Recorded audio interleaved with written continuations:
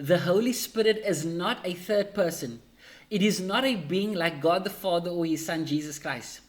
You can read from Genesis to Revelation and you won't find a single verse that describes the Holy Spirit as a person or a being, apart from the Father or the Son.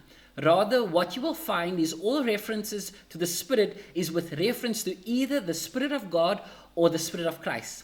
Notice carefully Paul's words in Romans 8 and verse 9. But ye are not in the flesh, but in the Spirit, if so be that the Spirit of God dwell in you. Now if any man have not the Spirit of Christ, he is none of his.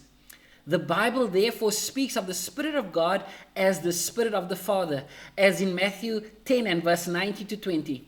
But when they deliver you up, take no thought how or what ye shall speak, for it shall be given you in that same hour what ye shall speak. For it is not ye that speak, but the Spirit of your Father which speaketh in you. The Bible also speaks of the Spirit of Christ as the Spirit of the Son. In Galatians 4 and verse 6 we read, And because ye are sons, God hath sent forth the Spirit of his Son into your hearts, crying, Abba, Father.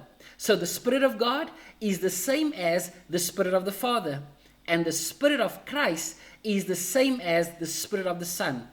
An important point to make here is that both God and his Son is described as holy in the Bible.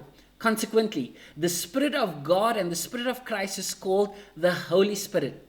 Believing that the Holy Spirit is a person or a being leads to all sorts of problems. For instance, if all beings have a spirit, then the Holy Spirit as a being must also have a spirit. And if it was not the Spirit of the Father that overshadowed Mary, but rather a third person or being, then Jesus had the Holy Spirit as his Father here on earth.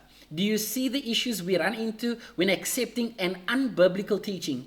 Conversely, accepting the truth as described earlier will help us better understand the Bible, and we will avoid running into problems.